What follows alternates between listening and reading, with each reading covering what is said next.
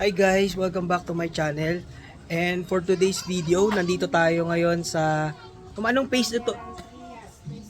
Phase 3 General Trias dito sa Sierra Nevada, sa loob ng Sierra Nevada. So ayan si ma'am, ito meron sila dito parang toll gate. So dito may access dito papunta daw doon pagtawid, ano daw yan, Dasmariñas, Barangay Langkaan, specifically City Homes Resortville, R5. So first time natin makikita yung boundary niyan. So tara samahan niyo ako. Tara, let's go. Okay, ma'am. Ayan si Ma'am Yet. Okay. So let's go. Tara. So ayan, meron sila ditong parang walkway. Ito yan yung covered court nila dito yan sa Sierra Nevada. Ayan. So dito mapuno. Ayan. Medyo malayo din pala, no? Ayan. Ayan. Tingko dito, mapuno siya, oh. Sabi nila yan daw yung may ilog daw dyan. Tapos across the river, dyan daw yung Barangay Langkaan. Barangay Langkaan 2 sa ano na yan, part na ng City Homes Resortville, yung R5. So sabi nila meron daw ditong hanging bridge. So hindi pa natin napupuntahan to ever, first time. So tara, samahan nyo ako, let's go.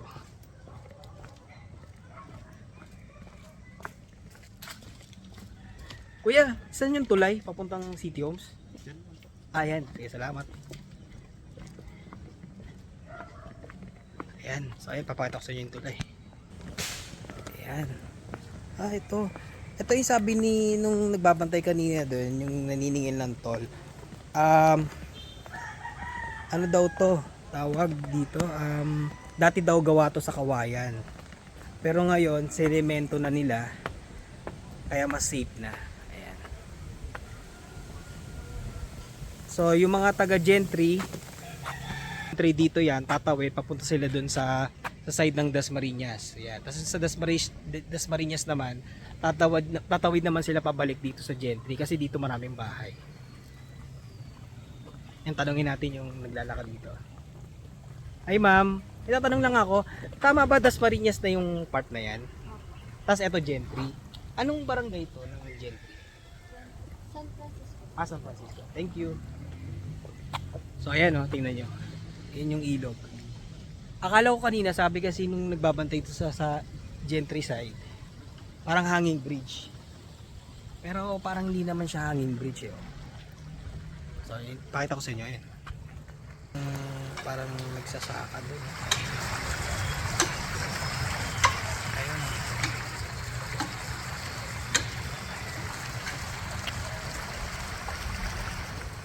Ayan. Ayan. Tapos sabi din nung sa side ng ng Gentry, meron din daw parang toll dito sa sa side ng Dasmariñas. Meron din toll. Ayun, siguro yun. Ayun, ayun, meron din yata diyan. Hindi makita. Ayun, meron ding toll. Ayun. Okay, so tama, confirm. Merong dito sa side ng Gentry, meron din toll dito sa side ng Dasmariñas. Okay, ang galing.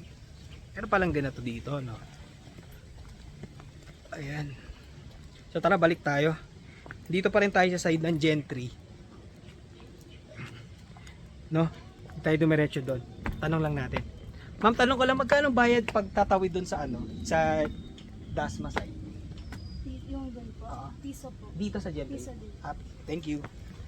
Ayan, pareho palang piso. Piso doon, from Dasma papunta dito yung Gentry. Tapos piso din mula naman dito sa Gentry papuntang Dasma.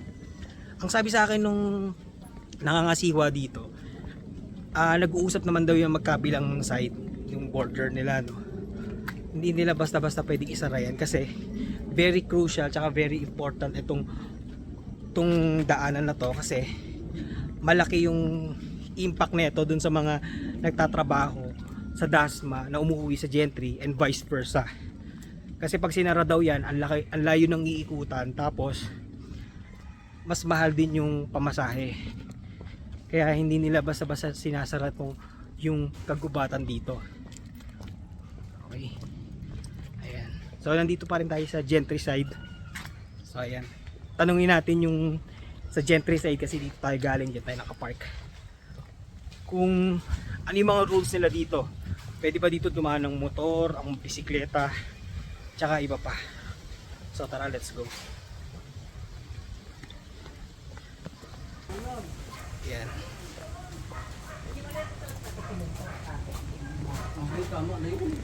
Ayan.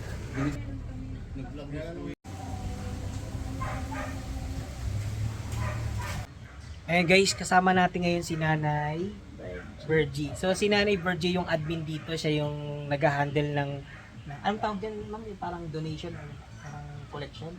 Collection. So sa kabilang side, meron silang counterpart doon from Dasma naman. So nag-uusap yung magkabilang side sa arrangement ng pagtawid-tawid ng mga tao. Okay, so ma'am, magkano ang ano dito? Fee, pagtawid? Piso, tapos parking fee, 5 piso. 5 piso yan, yung mga yan. Pero ilang oras po yan? Hanggang 12 hours. At 12 hours po. Ah. So kung lumabas ang 12 hours, hindi binalikan yung sasakyan, Magbabayad sila kinabukasan. parang may overnight fee. Okay. Pero motor lang po yan or pwedeng sasakyan? Motor, tricycle, mga e-bike. Pero ma'am, pagka kotse talaga, Ay, di ba? hindi na pwede. Ah, Diyan na lang bawal. sila sa pero walang bayad. Pero ito tanong naman natin, ma'am, dito ba ang pwede lang dadaan din yung resident ninyo or pwede rin sa kabilang subdivision kasi wala silang ganyang access? Kahit sino pwedeng dumaan dito. Hindi lang pwedeng dumaan or tumawid yung motor na dadalhin. Tao lang po ang pwedeng dumaan. Bike po, Bike pwede basta nila. basta hindi motorized. Ang motor kasi pwedeng pang kasi yan, halimbawa may mga nagnanakaw, gano'n. Hindi pwede. Talagang pinababalik namin. Tanong natin, ma'am, 24 hours ba dito or merong hanggang 8 to 5 lang ganyan? Dito, 24 hours, may naka-duty sa gabi, meron sa araw. Ang pakita lang natin, meron silang CCTV dito. Ayan o. Tingnan. Ayan o. Ay, may modern na sila dito kasi mayroon silang 4 na camera. 4 lang po ba yun, ma'am? Marami nasa loob ng huwa ang iba. Sa Hawa iba. At saka yung Meron din. So, ayan. ito, Very yung secure. dito, yung doon, at saka yan, dito yon. Tapos yung dalawa na yon, doon yun sa court. Tapos yung doon sa creek, may CCTV din doon. Ang monitor nasa huwa. Tapos yung doon sa main gate, ang monitor doon naman sa main gate. Sa main gate. Bawat doon sa baba at saka doon sa taas, meron yung CCTV. So, I assume, ma'am, yung funds na nakukuha dito, siya ang nagme-maintain ng lahat ng mga CCTV, mga Opo. kuryente, tsaka Opo. camera. So, ang galing. Congrats dun sa natin, sa president natin sa Phase 3. 3 kasi Sierra Nevada Phase. ang swerte nila kasi meron silang parang meron silang nagge-generate sila ng income extra dito dahil sa mga nagko-cross dito sa bridge. Ang ganda kasi meron silang sistema, hindi lang yung basta parang kung sino-sino lang ang dadaan. So kahit papaano regulated siya. Na ma'am. Yes po. Ayan. So si ma'am dito, matagal na siyang resident. Sabi ni ma'am kanina nakapagkwentuhan namin na matagal na siyang nandito. May bridge daw diyan na gawa sa tulay. Kawayan. Kawayan. Gawa sa tulay. Gawa sa kawayan. Ngayon na pinaayos doon ni Mayor Jenny tsaka ni Mayor Ferrer, nag-collab sila para gawing concrete na para mas safer na sa mga tumadaan. So ayan, ganda. So congrats sa dalawang mayor ng Gentry tsaka ng Dasma. O ayan. Thank you, mama. Thank you po. Thank you.